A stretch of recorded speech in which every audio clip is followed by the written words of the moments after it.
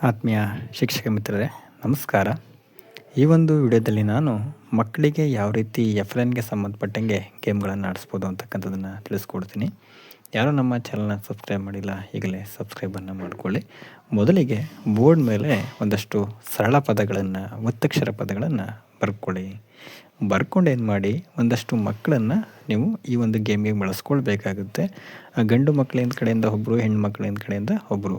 ನಿಮ್ಮ ಶಾಲೆಯಲ್ಲಿ ಯಾವ ರೀತಿ ಇರ್ತಾರೆ ಅದರ ಮೇಲೆ ನೀವು ಡಿವೈಡ್ ಮಾಡ್ಕೊಂಡು ಏನು ಮಾಡಿ, ಅಲ್ಲಿ ಒಂದಷ್ಟು ಪದಗಳನ್ನು ಬರೆದ್ಬಿಟ್ಟು ಅಲ್ಲಿ ನೀವು ಪದವನ್ನು ಹೇಳಿದಂಥ ಸಂದರ್ಭದಲ್ಲಿ ಮಕ್ಕಳು ಹೋಗಿ ಯಾರು ಫಸ್ಟು ಅಳಿಸ್ತಾರೆ ಅವರು ವಿನ್ ಆಗ್ತಾರೆ. ಈ ರೀತಿ ಹಲವಾರು ಪದಗಳನ್ನು ನೀವು ಅಲ್ಲಿ ಬರೀರಿ.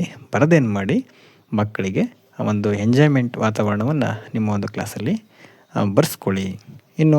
ಇನ್ನೊಂದು ಗೇಮ್ ಬಗ್ಗೆ ನಾನು ಹೇಳ್ತೀನಿ. ಈ ಗೇಮ್ ಬಹಳ ಚೆನ್ನಾಗಿರ್ತದೆ.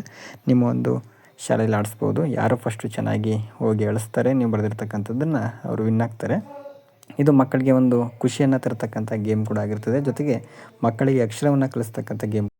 ಇನ್ನು ಮುಂದಿನ ಗೇಮ್ ಬಂದು ಅಲ್ಲಿ ಏನು ಮಾಡಿ, ಪದಬಂಧ ಆಟ ಅಂತೇಳಿ ಅಲ್ಲಿ ಏನು ಮಾಡಿ, ಒಂದಷ್ಟು ಬಾಕ್ಸ್ಗಳನ್ನು ಹಾಕ್ಬಿಟ್ಟು ಏನು ಮಾಡಿ, ಪದಗಳನ್ನು ಬರೆದ್ಬಿಡಿ. ಆ ಪದಗಳನ್ನು ಬರೆದ್ಬಿಟ್ಟು ಏನು ಮಾಡಿ, ಆ ಪದಗಳನ್ನು ಇಟ್ಕೊಂಡು ಮಕ್ಕಳೇನು ಮಾಡಬೇಕು, ಅಲ್ಲಿ ಒಂದು ಅಕ್ಷರವನ್ನು ಬರೀಬೇಕು. ಯಾವುದಾದ್ರು ಒಂದು ಅಕ್ಷರಗಳನ್ನು ಬರ್ಕೊಳ್ಬೇಕು. ಅಲ್ಲಿ ಸುಮಾರು ಪದಗಳನ್ನು ನೀವು ಬರೆದ್ಬಿಟ್ಟು ನಿಮಗೆ ಪದಬಂಧ ಅಲ್ಲಿ ಅಕ್ಷರಗಳನ್ನು ಅಥವಾ ಪದವನ್ನು ಹುಡುಕ್ತಕ್ಕಂಥ ಒಂದು ಆಟ, ಅಕ್ಷರಗಳನ್ನು ಹುಡುಕ್ತಕ್ಕಂಥ ಆಟ ಅಂತ ಹೇಳ್ಬೋದು.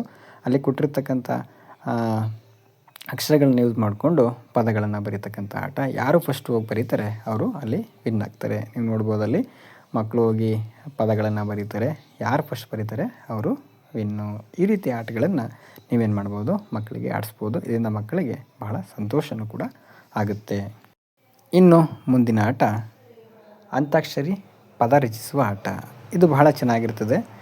ಮಕ್ಕಳಿಗೆ ಏನು ಮಾಡಬೇಕು, ನೀವು ಯಾವುದಾದ್ರು ಒಂದು ಪದವನ್ನು ಹೇಳಬೇಕು. ಈ ಎಕ್ಸಾಂಪಲ್ ಅಕ್ಷರ ಅಂತ ಹೇಳಿ. ಅಕ್ಷರ ಅಂತ ಹೇಳಿದಾಗ ಅಲ್ಲಿ ಕೊನೆಯ ಒಂದು ಪದ ರ ಇರ್ತದೆ. ಆ ರ ಯೂಸ್ ಮಾಡಿಕೊಂಡು ಮಕ್ಕಳು ಏನು ಮಾಡ್ತಕ್ಕಂಥದ್ದು, ಇನ್ನೊಂದು ಪದವನ್ನು ಹೇಳ್ತಕ್ಕಂಥದ್ದು. ರಾಜ ಮತ್ತು ಜ ಯೂಸ್ ಮಾಡಿಕೊಂಡು ಮಕ್ಕಳು ಇನ್ನೊಂದು ಹೇಳ್ತಕ್ಕಂಥದ್ದು.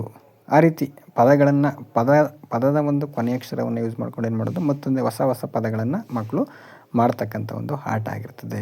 ಇದು ಕೂಡ ಮಕ್ಕಳಿಗೆ ಬಹಳ ಸಂತೋಷ ತರ್ತಕ್ಕಂಥ ಒಂದು ಆಟ ಆಗಿರ್ತದೆ.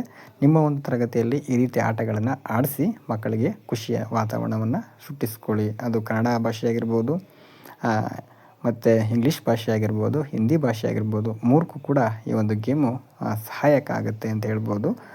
ಇದು ಎಫ್.ಎಲ್.ಎನ್‌ಗೂ ಕೂಡ ಬಹಳ ಚೆನ್ನಾಗಿ ಯೂಸ್ ಆಗುತ್ತೆ ಈ ಒಂದು ಗೇಮ್ಸು. ಈ ಗೇಮ್ಸನ್ನು ನಿಮ್ಮ ಶಾಲೆಯ ಮಕ್ಕಳಿಗೆ ಆಡಿಸೋದ್ರ ಮೂಲಕ ನಿಮ್ಮ ಒಂದು ತರಗತಿಯ ಒಂದು ಖುಷಿಯ ವಾತಾವರಣವನ್ನು ನೀವು ಹೆಚ್ಚಿಸ್ಕೊಳ್ಳಿ ಅಂತ ಹೇಳ್ತಾ ಈ ಒಂದು ವಿಡಿಯೋವನ್ನು ಇಲ್ಲಿಗೆ ಮುಗಿಸ್ತಿದ್ದೀನಿ. ಇಷ್ಟ ಆದರೆ ಲೈಕ್ ಮಾಡಿ ಮತ್ತು ಸಬ್ಸ್ಕ್ರೈಬನ್ನು ಮಾಡಿಕೊಳ್ಳಿ ಅಂತ ಹೇಳ್ತಾ ಇಲ್ಲಿಗೆ ವಿಡಿಯೋವನ್ನು ಮುಗಿಸ್ತಾ ಇದ್ದೇನೆ. ಧನ್ಯವಾದಗಳು.